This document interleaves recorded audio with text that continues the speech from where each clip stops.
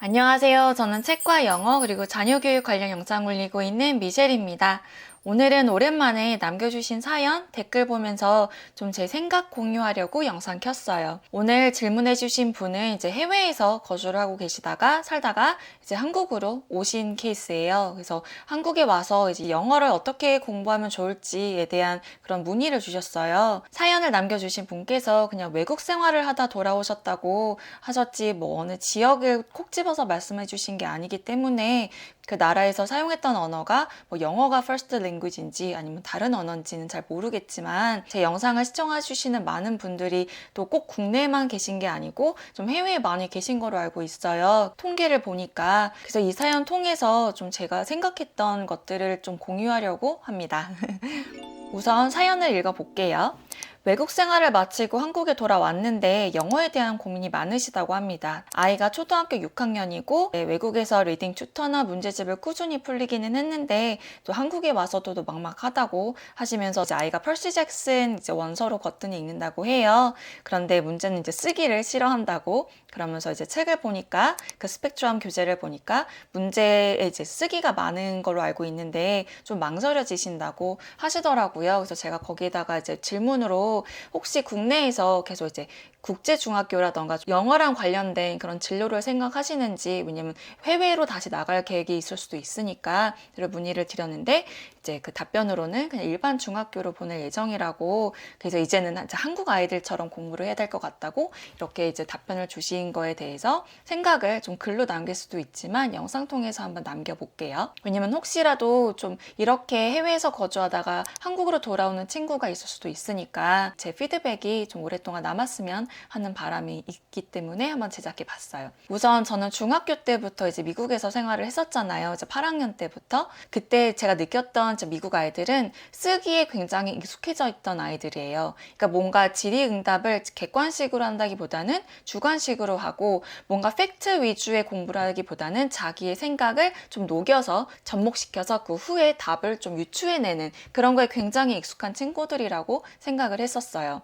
그래서 우리나라 아이들이 영어 공부를 할 때 좀 뭔가 되게 단편적으로 공부를 하는 경우가 많더라고요. 뭐 문법 아니면 뭐 글쓰기 이것도 조금 너무 직역을 한다거나 좀 너무 문제풀이 위주로, 왜냐면 이제 수능이라는 게 우리 앞에는 그 영어 수능 시험이라는 게 있으니까 그래서 좀 문제풀이 쪽으로 너무 어렸을 때부터 가는데 저는 좀 그쪽으로 안 가려고 노력을 하는 케이스예요.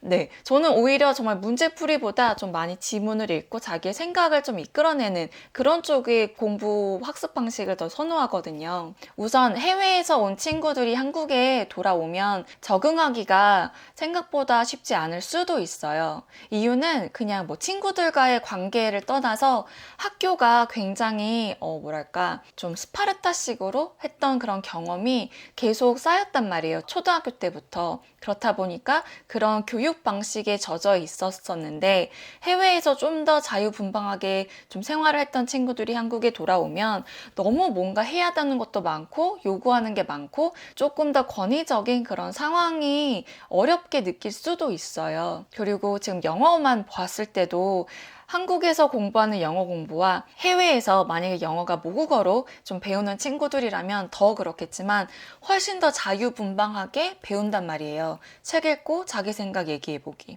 뭔가 포스터 만들어보기, 뭐 랩북 만들기, 뭔가 그룹으로 뭔가 토론해서 뭔가 아웃풋을 내오기, 이런 식으로.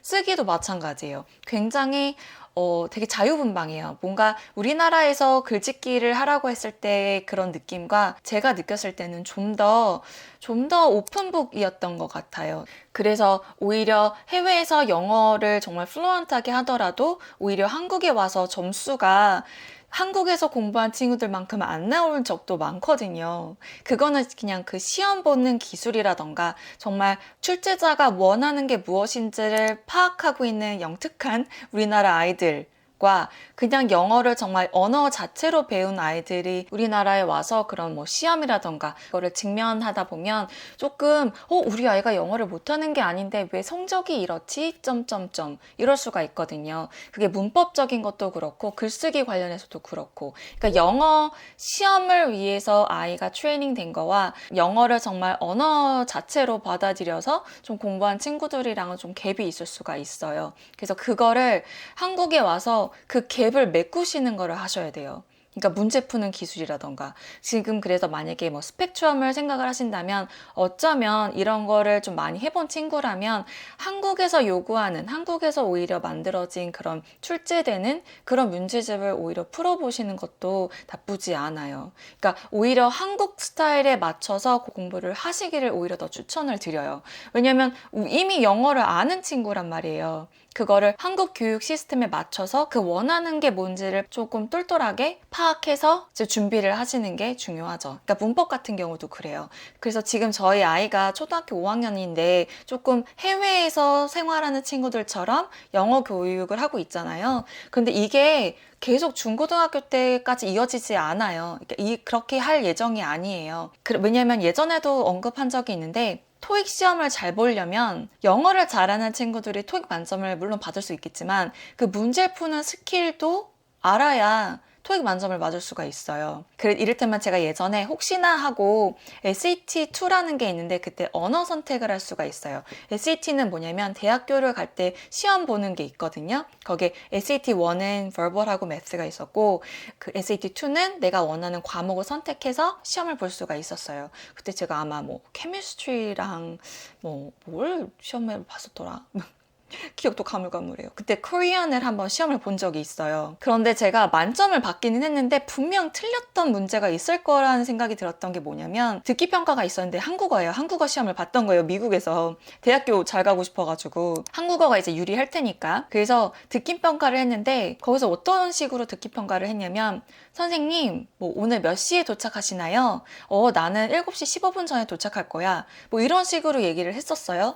그래서 저는 이제 또 자신만만하게 저 선생님이라고 했으니까 정말 선생님인가 보다 라고 했는데 갑자기 거기서 무슨 질문이 나냐면 뭐 예를 들어 이 사람의 직업이 뭔가요? 뭐 이런 식으로 나왔던 것 같아요. 그런데 지문에 막 이런 식이었어요. 학교, 병원, 뭐 미용실 이런 식으로가 있었던 것 같아요.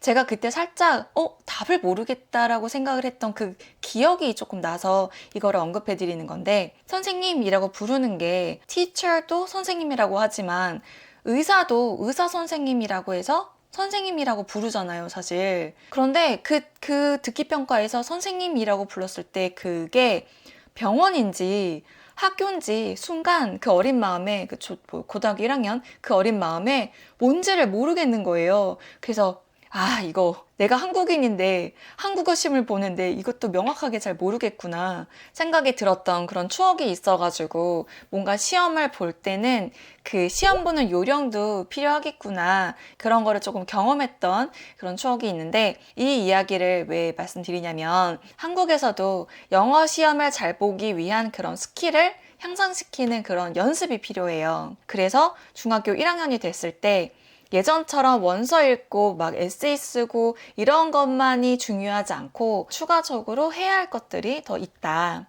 문법도 한국식으로 알아야 되는 게 있다. 뭐 동명사, 부정사 이런 말도 알아야 한다. 왜냐면 우리 아이들은 이제 앞으로 수능 영어 시험을 볼 예정이니까. 그런데 정말 수능 영어만을 위해서 영어 공부하는 것도 조금 비추죠. 네, 추천드리지 않아요.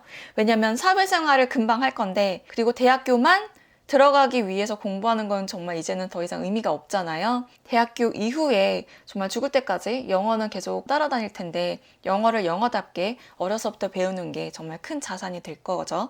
그래서 저희는 좀 그렇게 준비하고 있어요. 그래서 해외에서 영어 공부를 하고 온 친구들이더라도 한국식으로 영어 공부를 해야 된다. 그리고 영어 교재를 고를 때 이제는 해외에서 사용하는 교재뿐만 아니라 한국에서는 어떤 거를 원하는지 그런 교재 선택도 필요할 것 같다. 그리고 세 번째는 정말 한국 아이들처럼 그렇게 꾸준히 많은 시간을 투자하면서 공부한 친구들, 엉덩이 싸움이잖아요. 공부는 엉덩이 무거운 아이들이 결국은 승자가 되잖아요. 그러니까 그렇게 엉덩이를 오랫동안 붙여서 좀 공부를 할 수 있는 그런 습관 들이기, 그쪽에 조금 더 포커스를 하시는 게 더 중요할 것 같고, 그리고 수학, 오히려 영어보다는 수학 한자 이쪽에 조금 더 집중해서 공부를 좀 지도하시는 게 도움이 되지 않을까 싶습니다. 그래서 한국 아이들처럼 공부해야 돼요. 한국 아이들 정말 책도 많이 보고 국어 책 많이 읽어야 되는데 분명 해외 생활을 하셨으면 책 많이 못 읽으셨을 거 아니에요. 독서랑 한자 이쪽에 조금 더 신경 써서 준비하시는 게 중고등학교 때 좀 더 편안하게 공부할 수 있지 않을까 싶어요. 그래서 초등학교 때 잠깐 뭐 1년이나 2년 이렇게 조기 유학처럼 잠깐 해외 나가서 공부하고 온 친구들이